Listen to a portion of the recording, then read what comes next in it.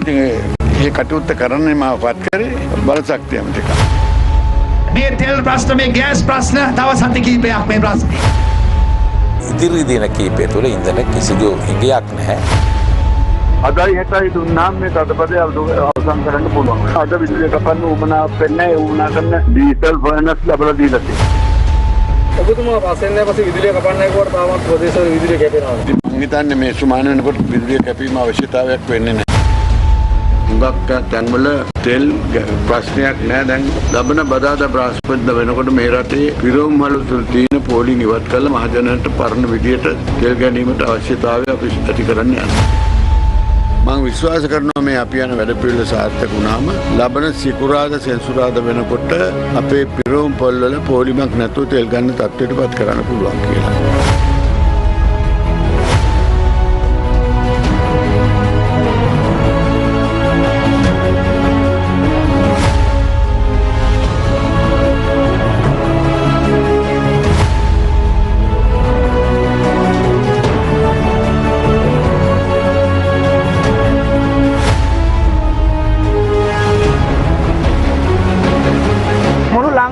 අහිංසක මනුස්සයා හාල් කිලෝක දවසේ කඩෙන් කන මනුස්සයාගේ බත් ටිකකට තමයි මේ ගහලා තියෙන්නේ.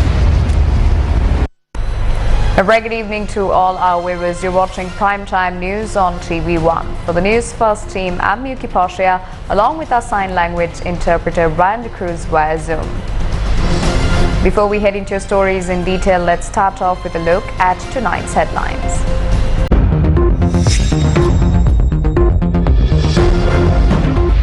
Import controls on 367 goods, including fruits, chocolate, footwear and electrical appliances. 2 ships carrying gas consignments remain docked. Wait for gas cylinders grow in the country. Issues arise over payment for coal consignment. Norachole power plant in danger. Sri Lanka to face bankruptcy without deferring payment to India.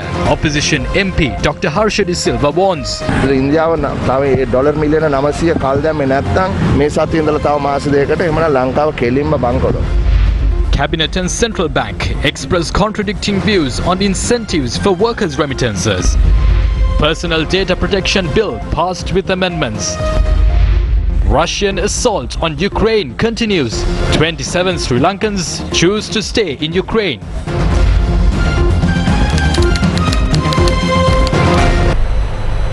Starting off with your top story tonight, the government has decided to limit the importation of 367 goods from tomorrow.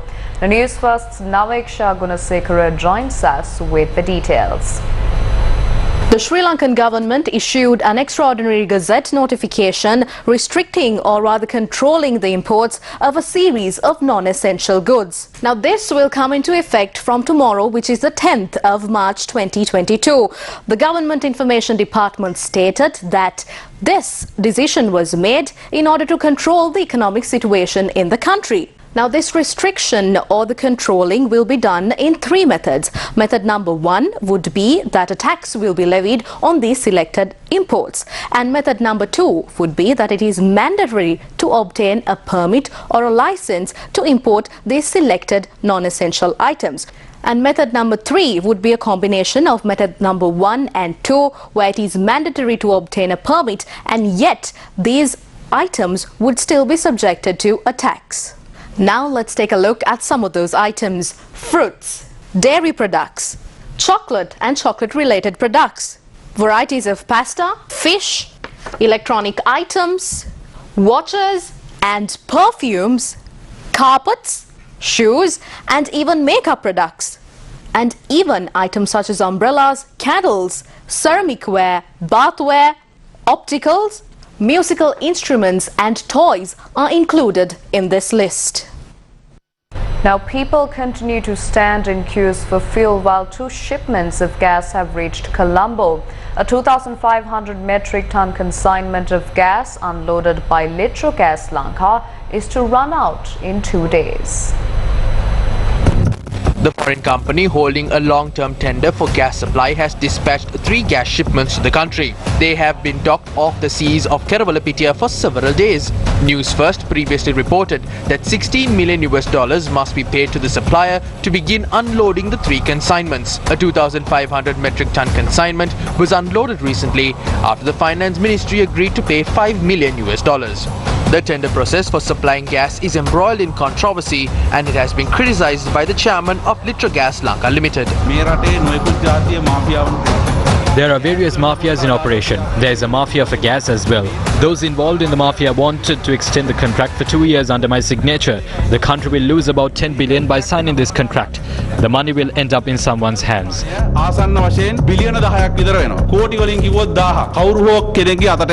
The chairman of Litrogas then awarded another company with the tender to supply gas to Sri Lanka. Ultimately, the long-term supplier and the supplier chosen by the chairman have refrained from supplying gas to the country. It is reported that these suppliers have put forward conditions to unload their consignments.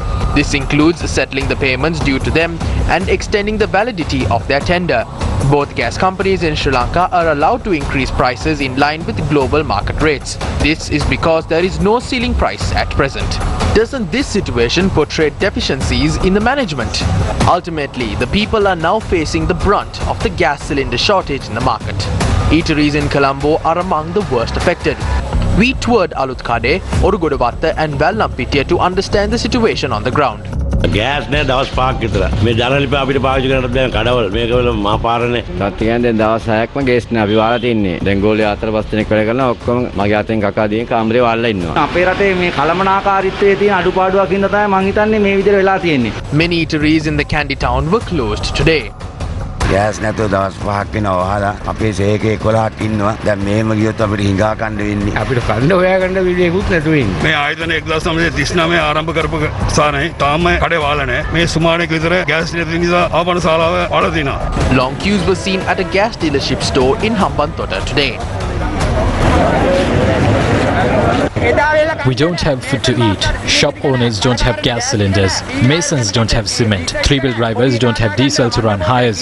Small children are facing malnutrition. But they say that they have a vision of prosperity for the country.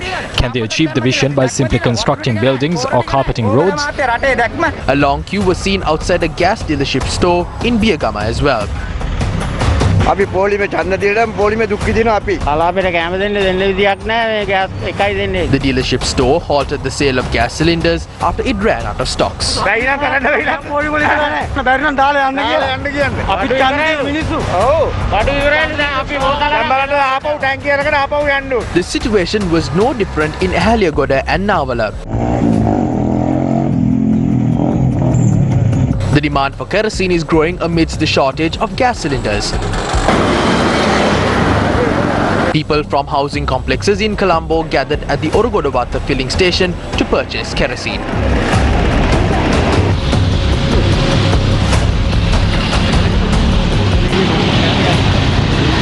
පාන්න නැහැ ඉඳලා මම භූමි තිරණකම් කට්ටිය බලාගෙන ඉන්නවා. ඊයේ ඉඳලා මූවෙන්න මුකුත් දුන්නේ නැහැ වෙලා. කඩේ බත් කත්තායිසෝ කඩේත් වාඩා. අද පඩියෙත් ඉවරයි අපේ රස්තාවත් ඉවරයි. අපි මේ මේලා මේ දුක් විඳලා මේ පොලිමේ ඉන්නේ. මේකට අපි ඡන්දේ දැම්මේ.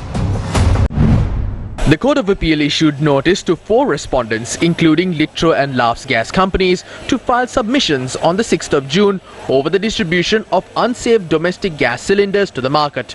The appeal court judge bench comprising Justices Dr. Ruwan Fernando and Sampath Wijeratna issued the order after examining a petition filed by civil activist Nagananda Kolituwaku. The petitioner had sought an order instructing Litro and Laughs gas to compensate the victims of incidents surrounding unsafe gas cylinders that were distributed to the market. He has also sought an order instructing the Attorney General and the IGP to take legal action against the 2 gas companies. Now, the shortage of dollars has raised issues on importing coal required for the Nurachole power plant. The Nurachole power plant generates electricity that amounts to 45% of the country's total power demand. The Ceylon Electricity Board says it's unable to open a letter of credit to import a coal consignment from a ship at Russia's Vanino coal terminal. CEB spokesperson Andrew Navamani said the ship had reached Russia yesterday to bring down a 60,000 metric ton consignment of coal. The coal should be loaded onto the ship within 5 days of reaching the terminal. The CEB spokesperson said Lanka Coal Company, that has the authority to procure coal for Sri Lanka, will hold talks with some commercial banks to open a letter of credit. The Norochole coal power plant will run out of its existing stock in a month. Sri Lanka's energy sector will face a crisis if there are insufficient coal stocks by April, as it's difficult to unload new stocks during the monsoon. Energy Minister Gawani Lohuge, who provided deadlines to resolve the fuel and electricity crisis recently, made similar remarks today. We have about 20,000 metric tons of fuel in the country. We will begin unloading a 32,000 metric ton fuel consignment today. If we manage to complete this, we can prevent queues from forming at filling stations by Friday or Saturday. We have made arrangements to provide diesel and furnace oil required by thermal power plants as well. We were taking steps to avoid imposing power cuts from the 5th. However, there are minor power cuts in some areas. Therefore, I believe that normalcy will be restored in the country in terms of electricity and fuel by next Monday or Tuesday. After March 15th, we will receive about 7 or 8 consignments of diesel, petrol, furnace oil and jet fuel under a credit line from India. Diesel, petrol, guanna tel, now hatata kapita enna තියෙනවා. Despite the remarks on resolving the fuel crisis, long queues were seen at filling stations today as well. The 2 filling stations in Nambathale had run out of diesel.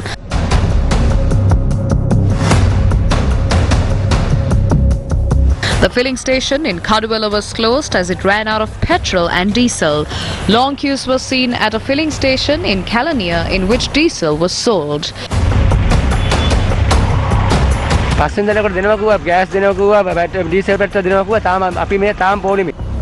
The filling station in Kakapalya in Chillau was closed today.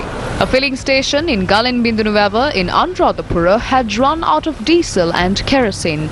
The fuel shortage in rural areas has affected farmers the most.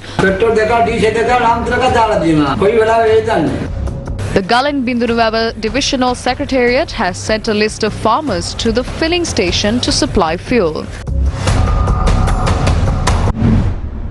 Major General MRW De Soisa has been appointed as the new chairperson of Ceylon Petroleum Storage Terminal Limited.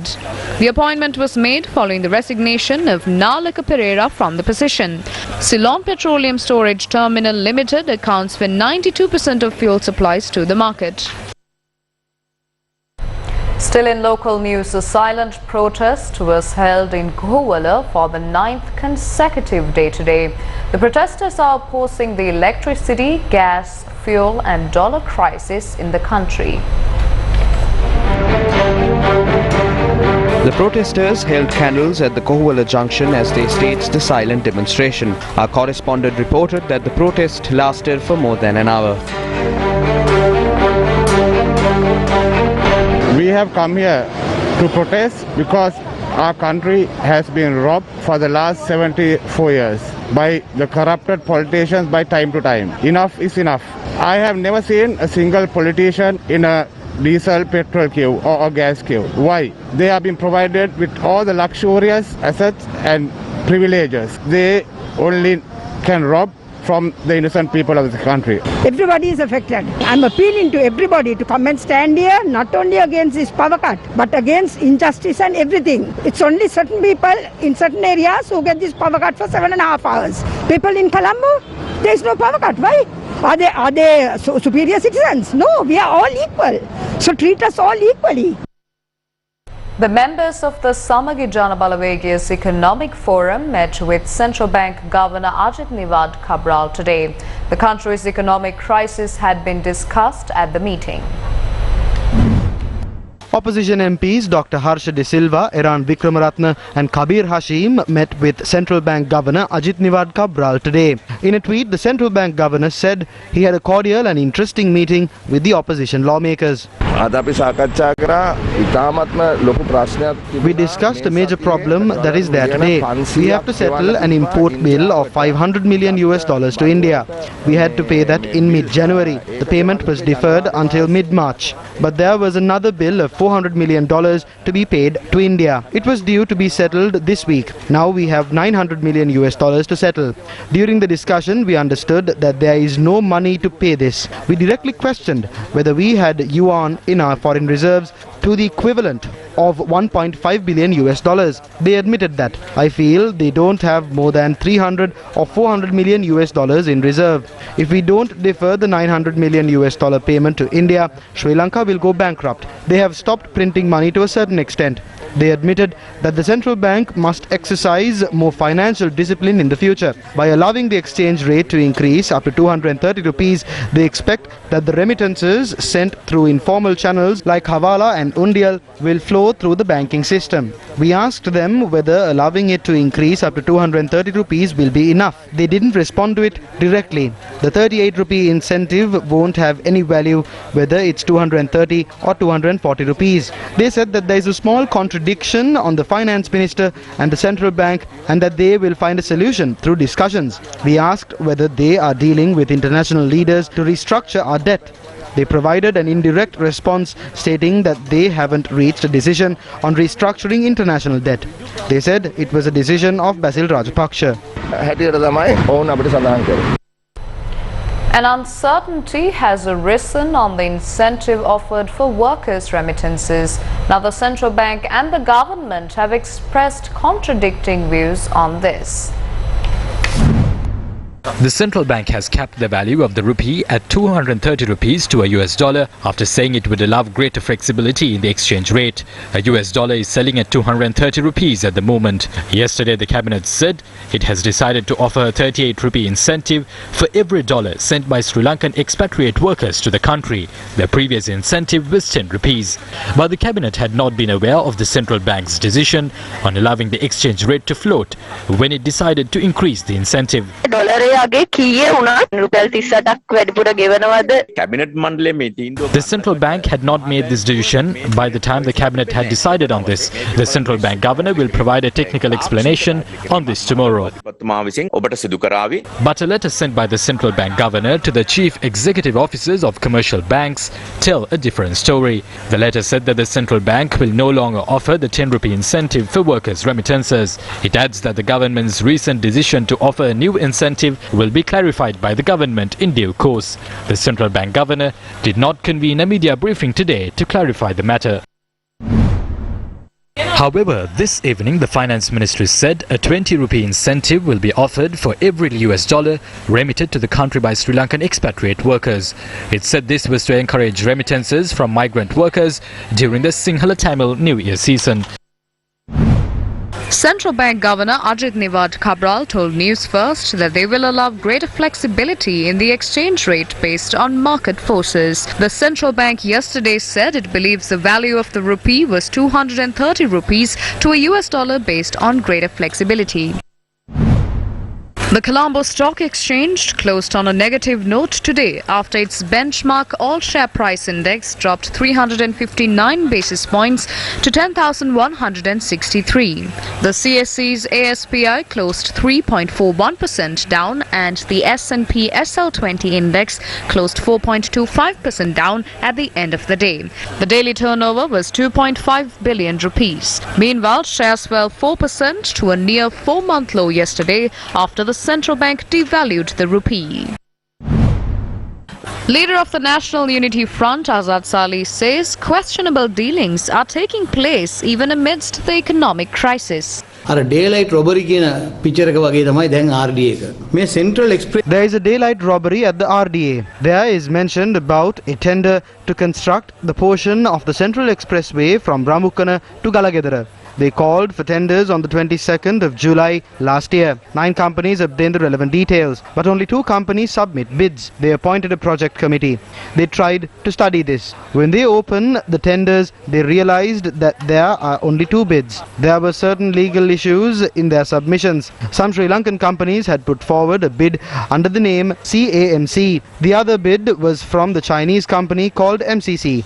The MCC company is ranked 92nd among the world's 500 fortune companies. What did Minister Johnston do? He put forward a cabinet paper to remove other bidders. They then held discussions with the CANC company. They informed the cabinet that they have cancelled the tenders and that the 15 companies they were dealing with are seeking 82 billion. They asked the central bank to locate 82 billion. He asked for 82 billion to be allocated for the 15 companies to divide the construction of the 20-kilometer stretch among them. The MCC bid was worth 1.5 billion. The bid submitted by the local companies was worth 1 billion and 875 million. But to whom did they award the tenders? They asked the cabinet to award the tender to the company that asked for 1 billion and 875 million. The Lanka Infrastructure Development Consortium issued a clarification recently stating that the MCCI company had not placed the bids in a proper manner. They say that the company had placed a guarantee to prevent the tender from being withdrawn before the validity period. Lanka Infrastructure Development Consortium points out that a bidder can put forward any rate if no guarantee is placed. But it adds that the company had come forward with a definite rate that can be paid in rupees. Let's now toss over to a short commercial break. Do stay with News First. We will be right back. Valuable Finance, best finance company. Register today for a Zoom workshop on new technology in Sinhala. Hack the world with cyber techniques on the 10th of March at 3 p.m. Register via 0777 600 020. Organized by Slit Institute. Tech Bus. Main sponsor. Slit Knowledge University. Challenging convention and redefining education. Welcome back to the news. The Supreme Court today ordered the second contempt of court case filed against former parliamentarian Ranjan Ramanayake be called on the 25th. Now, the matter was called up in the presence of Chief Justice Jayantha Jayasuriya, Justice Esture Raja and Justice Yasantha Kodagada. Counsel for former parliamentarian Ranjan Ramanayake told the Supreme Court that his client is prepared to unconditionally apologize to the court over the second contempt of court case filed against him. Former parliamentarian Ranjan Ramanayake had informed the court that he did not make the particular remarks to undermine the court ruling. The Supreme Court today granted permission to present facts on the 25th of March on the matter. However, the court denied permission for Ranjan Ramanayake to attend the launch of a movie he starred in on the 24th of March.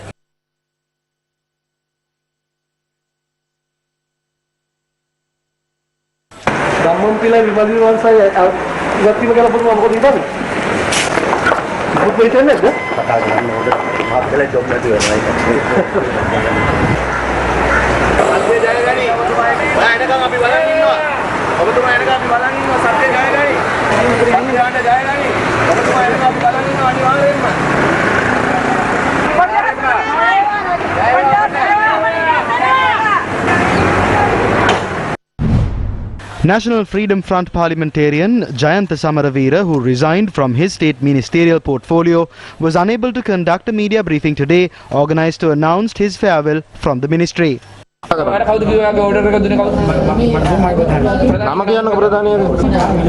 කපිතාන් Weerasooriya අපි අමාරු දන්නේ නෑ නෑ ඕගොල්ලෝ කියන උඩින් දී border එක නෝබන් කියන එහෙම දෙන ප්‍රොසෙස් තමයි අපි ක්‍රියාත්මක කරන්නේ කොටසක් ඇතුලේ තියලා කොටසක් එළිය තිබ්බ එක වැරදි කනගාටු පළ I wish to convey my regret if you were harassed. As you can see, there are no ministry officials here. Something unfortunate did happen. It was not my doing. You all know that. We did not expect such a sad farewell either. බලාපොරොත්තුනේ වගේ වේදනා සහගත අත්දැකීමක් භුක්ති විඳින්මින් සමුගෙන යන්න. Minister of Ports and Shipping Rohit Abe Gunawardena spoke on this incident later in the day. I ordered for the report on this within 4 days. Rohit Abegunawardena has never engaged in such cheap politics. That is not in my political agenda. The Sri Lanka Freedom Party had this to say. We will continue the plan brought forward by the 11 parties. There will be no obstruction to that. During the meeting with the President, we said we express our regret over the removal of Ministers Udaya Mampila and Vimal Weeravansha. The President explained his side of the story. Some parties are assuming that the Sri Lanka Freedom Party won't go ahead with the plan of the 11 parties. We thought of making an intelligent decision instead of allowing several MPs to move to the opposition and to create several issues to the government. Now, opposition leader Sajid Premadasa explained the dangers of moving forward without a clear vision. Nelson Mandela මැතිතුමා කියනවා action without vision is only passing time. Vision without action is merely daydreaming. But vision with action can change the world. දැක්මක් රහිතව ක්‍රියාත්මක කිරීම, ක්‍රියාත්මක වීම යනු හුදෙක් කාලය ගත කිරීමක් පමණයි. ක්‍රියාවෙහි යෙදවීමකින් තොරව දැක්මක් යනු හුදෙක් දවල් සිහින දැකීමයි. එනමුත් දැක්මක් ක්‍රියාවත් දෙකම යෙදවීම තුළින් අපට ලෝකය වෙනස් කරන්නට පුළුවන්. බලයක් නැතුව සේවයක් කිරීම තුළින්. By carrying out our services without power, we have proved the fact that we have the creativity needed to solve tough issues and the ability to introduce modern solutions. මේ හැකියාව අපිට තිබෙනවායි කියන කාරණාව ඔප්පු කරන්න. The opposition leader made these remarks during the Sakpala program to distribute electronic equipment, including digital computers for schools. Smart classroom equipment worth 846,000 rupees were donated to the Kasbeva Dharmasena Artikala Balika Vidyalaya under the program. UNICEF Sri Lanka Deputy Representative Emma Brigham was also present. In more news here at home, the Personal Data Protection Bill was passed with amendments in Parliament today. The chief opposition whip raised objections when the bill was presented to Parliament. Raised objections towards the Personal Data Protection Bill, mainly citing that it interferes with the media industry. A data protection authority is to be set up under the new law with powers to conduct investigations and impose a fine up to 10 million rupees. The Sri Lanka Editors Guild, Young Journalists Association and Transparency International were among the groups that said this law would affect media freedom. They point out that the new law even surpasses the Right to Information Act. I wish to request you to take note of our objection. They have brought forward this bill by surpassing the Sectoral Oversight Committee. All media organizations are opposing this law. I express my regret over this. He has expressed his objection over this without even reading the first page. This bill was published for public consultation 7 times since 2019. We wish to responsibly state that this bill will not violate the rights of journalists. We must establish a data protection agency between 18 and 30 months after passing the law. This law gives us powers to prepare the regulations for that. After the regulations are published, we will publish that on the website. It must be tabled in Parliament. That is when the authority will have the powers to implement these regulations. This will not surpass the Right to Information Act. There is a massive issue in the country relating to economic woes. People are hurt by that. When they can't provide answers to questions, they are using suppression as the tool. I feel that this authority will be appointed at the discretion of the President. There are questions on whether this will be an independent authority. This cannot continue. If you are not ready to listen to this, you are not only provoking the people in the north and the cardinal, but the media fraternity as well. There is no hope for justice in Sri Lanka. Don't create a situation where we have to go to Geneva. It is not healthy for the country.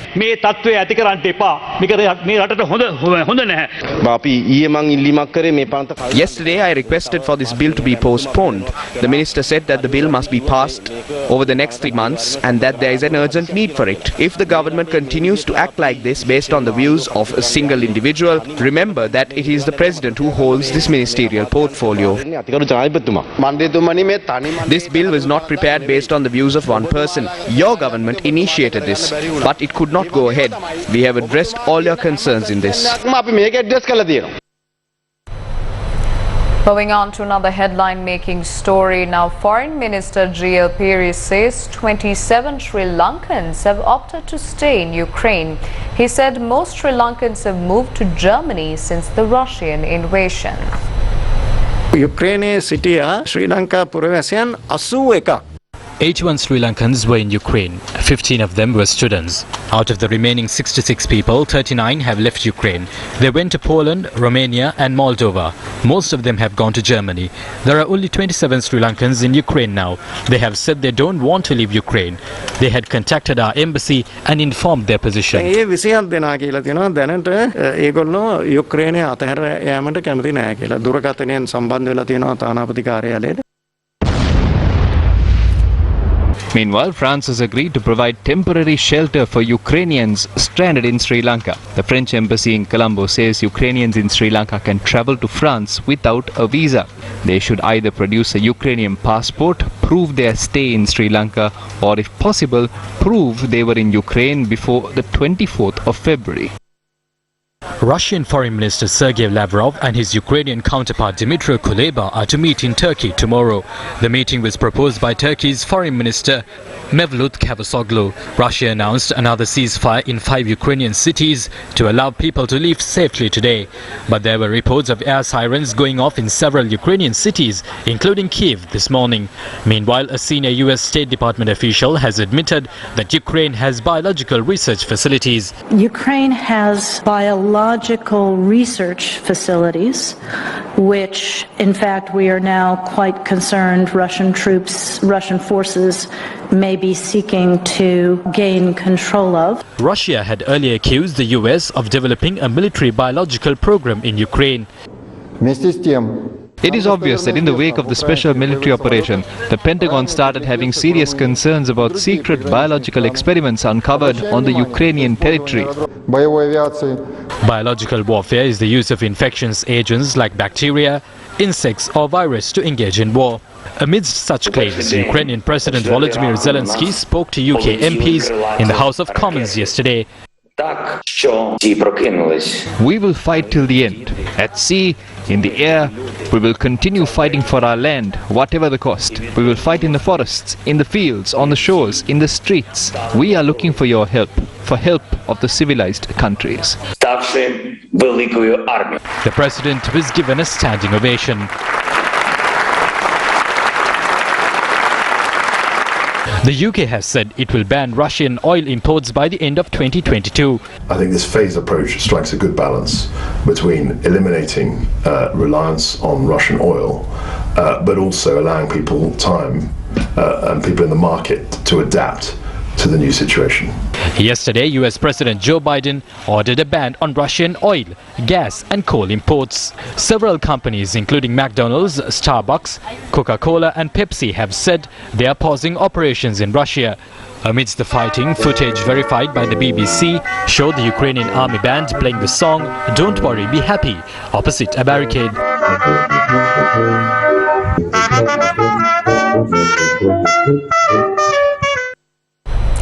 Although the importation of grapes was subject to strict limitations, farmers in Jaffna are geared up to provide ample amounts of grapes to the country. The scorching heat, heavy rains and fertile soil in Jaffna make for an ideal location to cultivate grapes. Grapes that were grown under the guidance of the Northern Province Department of Agriculture and the Agriculture Research Institute in Jaffna were harvested today. And with that, it's a wrap of Primetime News here on TV1. Take care and good night.